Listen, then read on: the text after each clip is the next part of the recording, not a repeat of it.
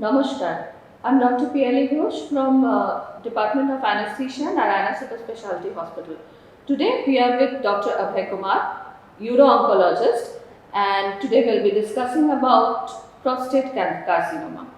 Now, September, as we all know, is the Prostate Cancer Awareness Month. So there can be no other topic this month.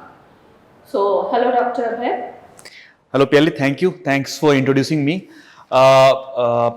As rightly said, September month is observed as Prostate Cancer Awareness Month worldwide, and I think it's prudent to talk about prostate cancer in this month. I'll be happy to share information about this problem, and uh, I hope this is going to benefit people at large. Thank you. So, sir, before proceeding, can we have a short introduction to this prostate gland, what it is, and what is the problem if something wrong happens with it? Okay, so prostate is a small gland about size of a walnut, situated just below the bladder in the urinary passage among the male. So it's found in male, and below the urinary bladder it's situated. So basically it works as a organ useful for reproduction as well as organ to control the urine flow. So this is gland found in all the males. The problem arises when it enlarges in size. So as the person grows older, due to hormonal changes in the body, this prostate gland starts increasing size. The good thing is that all the prostate which increases size don't cause any problem. So when it has grown significantly bigger in size and starts obstructing the urinary passage, people start having trouble and they have difficulty in passing urine. Usually this enlargement is a benign age-related enlargement, and sometimes it causes problem which requires some medical treatment, and sometimes it may require surgery to relieve the obstruction. Sometimes this growth can be a malignant growth or cancerous growth, so which should be taken care of. Thank you, sir. Now, how common is this malignant growth of prostate gland? Okay, so it's very important to differentiate the prostate enlargement, whether this is a benign growth or what you call as in medical terms as BPH or benign prostatic hyperplasia, or a cancer prostate. It's very difficult. Very important to differentiate it because treatment is totally different. So, if the patient comes with the enlarging prostate size and some difficulty in passing urine, we like to evaluate the patient further. So, if the patient comes to us, we do a examination called digital rectal examination, where we put a finger in the back passage of the patient and feel the prostate. If the prostate feels hard, then there's chances that it can be a malignant. In these patients also we do a test called serum PSA, which is called prostate specific antigen, which is a marker of prostate cancer. So when this PSA is suspicious, these patients may require further evaluation. We routinely do a sonography of the kidney, ureter and bladder region to know the size of the prostate and how the prostate looks on sonography, whether it's a homogeneous kind of enlargement or some heterogeneity is there, and what is the size of the prostate, is the person passing urine completely or some portion of the urine remains behind after he passes urine, how the kidneys look, is there any changes in the bladder. So this is basically all these ideas which get in a sonography report, which is very useful test for all these patients. And if there is any suspicion or doubt on these tests like PSA and ultrasonography or finger examination, we further ask the patient to undergo test like called prostate biopsy. Okay. Okay, sir. So, what are the common problems which a patient with prostate enlargement, specifically a prostate cancerous enlargement, might come to you with? Okay. problems which a patient faces. Okay. So this is very important, a very good question actually. Uh, the symptoms usually doesn't differentiate between a benign or a cancer. So all the enlarged prostate, it may be benign or cancer, can have similar symptoms. And the other aspect is that most cases of prostate cancer in the early stages are completely asymptomatic. That is, they don't have any symptoms at all. So that becomes a really challenging task for us to diagnose a cancer in the early phases because the, the person doesn't have any symptoms. And sometimes when he has symptoms, these symptoms are attributed to the benign prostate enlargement, right? So many times we miss the cases of early prostate cancer in those settings. That's why in the patients who are in this age group of maybe 60 and beyond and having some family history of cancers and some urinary symptoms should be evaluated, and treatment should start only after diagnosis whether this is a benign enlargement or a cancerous enlargement. So the patients who have symptoms, they can have either difficulty in passing urine. Many times they need to pass urine in the daytimes. Many times in the night they need to get up in the urine to pass urine. Sometimes they are not able to hold back the urine. When they get the urge to pass urine, they have to rush to the toilet. Their flow is not good, and sometimes they feel they have not passed urine completely. They need to go again to pass the toilet. Sometimes they have burning urine, and so occasionally they have blood in urine. So I very frequently tell everywhere I go that whenever you find any episode of hematuria, that is blood in urine, even once in a lifetime, even a drop of blood in urine, it should be evaluated to rule out any malignancy in the genital urinary system that can be prostate also. Other than this, if the patient has a advanced prostate cancer, they can have symptoms of generalized weakness, generalized body ache, loss of weight, loss of appetite, and when the cancer has gone into the bones, and prostate cancer is a cancer which is known to or predisposed to go to the bones. They have back pain, some bony pain, and in rare instances when the disease has gone to the spinal bones and there is weakness in the lower limbs, legs and all those. So these are all in nutshell the signs and symptoms of prostate cancer.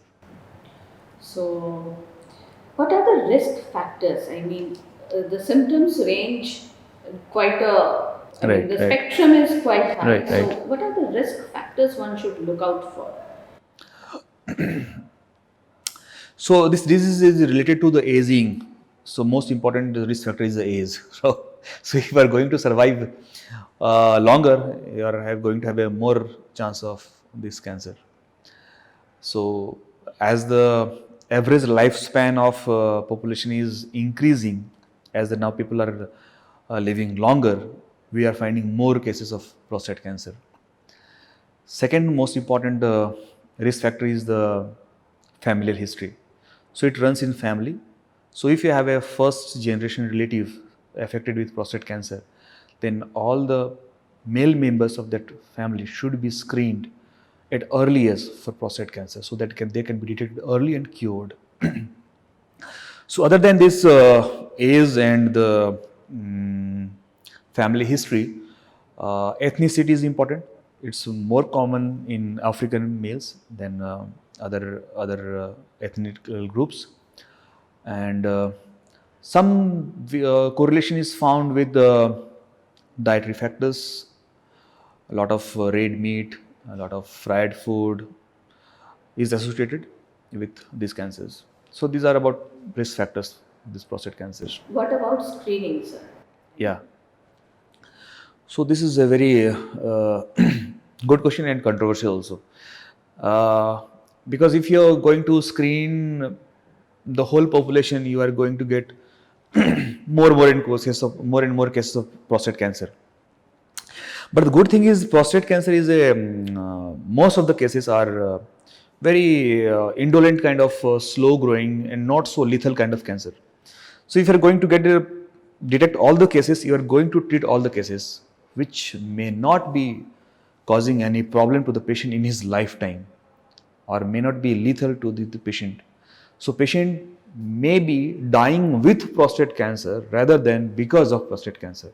So we need not detect all the prostate cancer, because this is not going to help the population. This is just going to increase the burden on us to treat those cases and expenditure on those patients to treat those cases without any meaningful advantage in survival. So the idea is to do a limited screening or a targeted kind of screening. So the patients who are having a family history, or the patients who are interested in knowing their risk factors, or the patients are coming with some urinary problem to us, they should be screened for prostate cancer. What is the screening protocol, sir? How is it done? Yeah. So screening requires a examination by a urologist trained in doing DRE, that is digital rectal examination, where you put a finger in the rectum and see the prostate.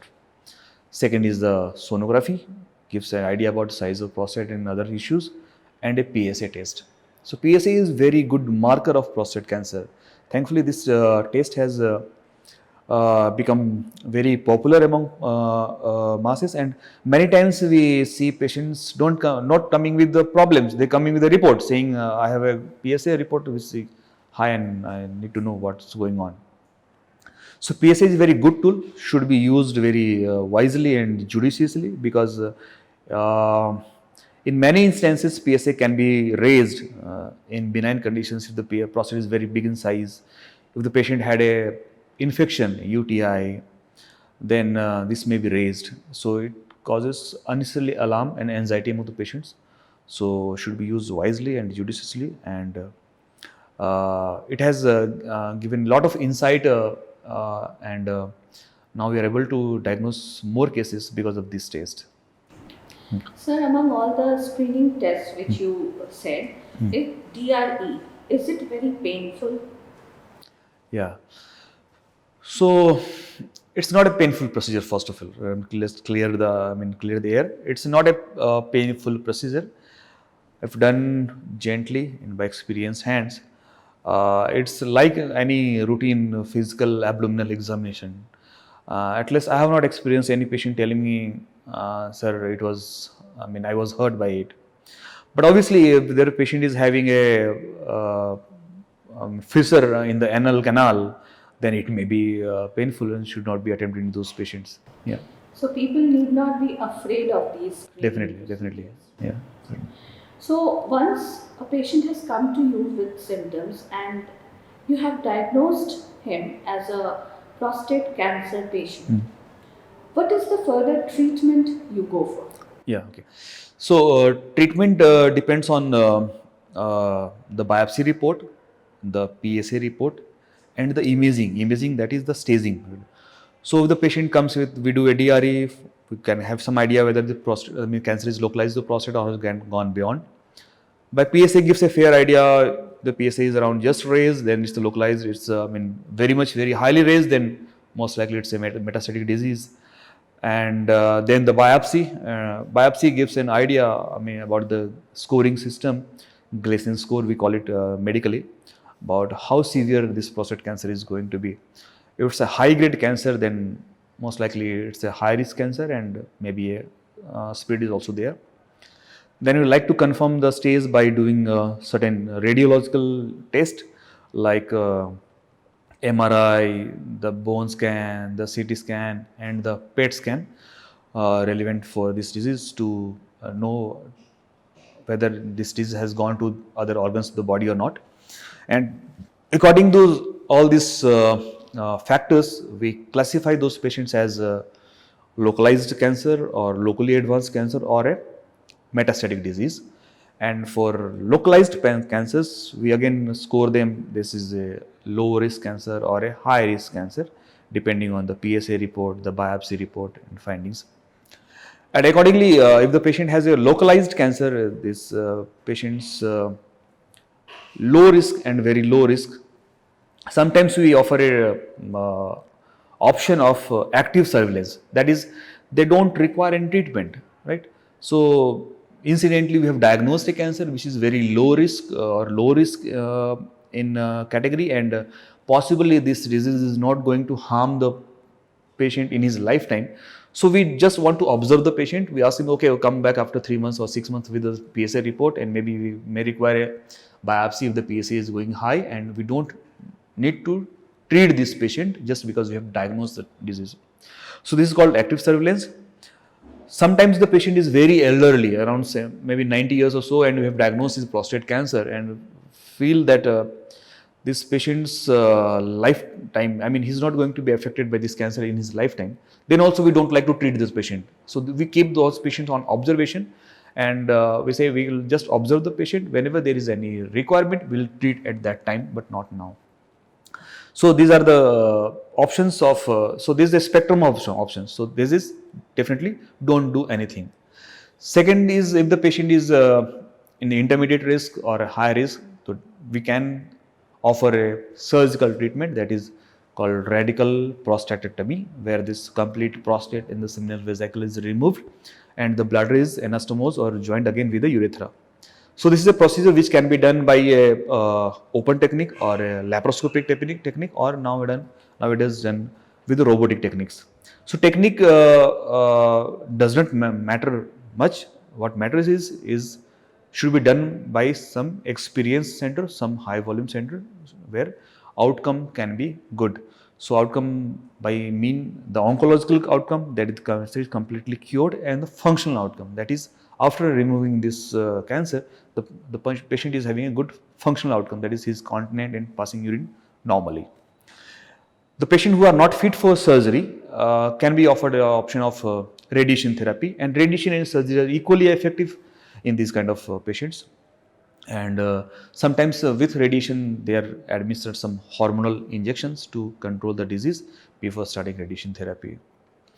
For locally advanced disease, depending on the other parameters, the patient's choice, the patient's so again, the decision of treating any cancer or any patient is made by a shared decision making between the patient and the doctor. It's not the only decision made by the surgical team or the treating doctors. And obviously, whenever we have some controversies, and usually we do like to have a multidisciplinary team or a tumor board before planning any treatment for any patient of cancer. For locally advanced cancer, we can have surgeries or radiation therapy or just hormone therapy. For metastatic disease or cancers which have gone beyond the prostate, we offer hormone therapy along with chemotherapy if the patient is fit for chemotherapy. Hormone therapy can be a surgical method like removing both the testicles, because hormones are generated from the testicles, which feeds the tumor in the prostate to grow. So if you remove the testicles, the hormone testosterone is abolished and the cancer will be under control. The other technique of hormone therapy, if the patient doesn't want the testicles to be removed, is by giving injections, which can be a monthly depot or a 3 monthly depots, depending on patient's choice and clinical conditions. And along with hormone therapy, we like to give chemotherapy if the patient is fit for chemotherapy. And if the patient has progressed after this treatment modalities, we have certain more hormonal manipulations techniques or certain more chemotherapy options. In sometimes the patient is having symptoms of back pain or some bony pain, then we offer those patients a short dose of radiation therapy to control this pain. So this was in a nutshell the complete treatment modalities of prostate cancer. Sir, what is the survival, 5-year survival of prostate cancer? Yeah. So you are asking me about the outcome of this treatment. So this outcome depends on stage of disease and the treatment modalities. If the patient comes in the early stages and treated at the right time, they have a near normal life, right? So he is not going to die of prostate cancer. He'll have a normal life. For metastatic prostate cancers, they usually respond very well to hormone therapy and chemotherapy. And most of the cancers, most of the prostate cancers have a good 5 year progression free survival. Around 85 to 90% have a good 5 year progression free survival and very good overall survival. In some patients who have a massive metastatic disease, massive visceral metastatic, that is mets to the lungs and liver, if the patient is not responding to chemotherapy and hormone therapy, they have poor outcome. So this is a very large spectrum of disease, from a very slow growing indolent kind of cancers to a very aggressive form of cancer, and they are treated accordingly with the severity. Some cancers may be observed, some cancers need hormone therapy plus chemotherapy at the first go only. Okay. Sir, as you said, the spectrum of symptoms Yeah. varies from asymptomatic to someone having hematuria. Right. So, what are the red flags or the signs one should look for so that they come to you before getting to an advanced stage? What are those red flags? Right. So, for general population, if the person or the family, there is a family history of prostate cancer, some mild symptoms of lower urinary tract symptoms like difficulty in passing urine, burning, and hematuria, there is blood in urine, bony pain, any back pain. So, if the patient is a 60 years and beyond and coming with back pain or bony pain, prostate cancer should be ruled out in those patients. Any lower limb weakness should immediately come to the hospital and get evaluated, right? So any patient coming with urinary problem, blood in urine and weakness in the lower limb, prostate cancer should be ruled out in those patients, should be evaluated. Okay. Sir, it is a very common misconception that surgery on prostate, even for benign cases, predisposes the patient to cancerous growth. Is it right? Yeah, it's a completely myth. It's a totally myth. So, cancer does not, the surgery does not cause cancer, right? The patient may have a cancer which was there and which was diagnosed by a surgery. We have done the surgery and they came to know that, he was having cancer rather than a benign prostate enlargement. So, rest assured, biopsy does not lead to disease progression. Any surgery does not lead to prostate cancer. Maybe it helps in diagnosing those cases. Sir, before we end, can we have some health tips for the elderly in these changed times, in Yeah. times of corona? That's really relevant. So, people who are sitting at home since last 6-7 months because of this lockdown imposed due to ongoing pandemic, and particularly elderly population who are having some urinary problem, they have seen some doctor in the past for some urinary problem, or the patients who have some prostatic issues and they have been diagnosed early, or they have a raised PSA, or the patients who have diagnosed their cancer and they are on follow-up. So there are a lot of anxieties going on because corona is not more in elderly, but it's more severe in the elderly. So if the patient of cancer, elderly age group, gets this problem of COVID, it's going to be a severe one. So that's the main problem. During this time, the healthcare facilities are limited. The access to healthcare is limited. Transport is limited. So there is a lot of anxiety that if I have some issues, some health related issues, how I'm going to approach the doctor, how I'm going to get to the hospital, how I'm going to be treated. If I go to the hospitals, are there chances that I will acquire the coronavirus? And so there's a lot of issues. So my advice is don't panic and don't get anxious. Healthcare facilities available, doctors are available. And for all these problems, you don't need to come to the hospital for physical visits. We are offering telemedicine facilities, and we are quite easily accessible to all. Use this telemedicine facilities, video, call, and this online consultation facilities. The patients of prostate cancer, which are operated by me, and they are on follow-up, which they used to come every 3 monthly with a PSA report to us. They don't need to come to OPD. They can safely do a telemedicine or video consultation from their safety of their home. And if there is any problem, we can always contact the doctors and the hospitals. They are, available. We are maintaining all the safety measures in our hospital. Right from the entry, the security guard will check the temperature of the patient, will take a detailed history of the contact of COVID disease. In the OPD area, we are using all the sanitization procedures, the hand washing, and the hand sanitizers. The, the patients are advised to come with the mask, proper mask. We are maintaining the social distancing in our OPDs areas, waiting areas. The patients are given a appointment slot so that they don't have to wait in the hospital or the OPD area for a long period of time. So with all these measures, we are able to offer the healthcare with the safety and with the convenience for the patient without any hassle. And so that's my message. Don't be anxious.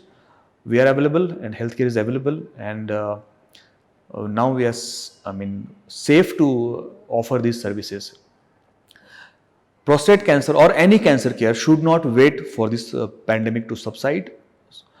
The patient who requires surgery, we are operating them with all the precautions in the OTs. We test the patients with the for the COVID test, and then we operate those patients. In the ward also, in the post-operative period, we are taking adequate measures so that the patients don't get cross-contamination with the COVID disease. And basically, ward, OPD, OTs, everything is running smoothly even in this pandemic without any problem. So don't be anxious. Just talk to us, talk to your healthcare workers, and I don't think it's a new. Don't think it's a problem now. It's a way of living now. Now it's a new normal. So we have called this a new normal. So this pandemic is a new normal for us. Thank you. Thank you, sir, for this informative discourse. Thank you. Thank you.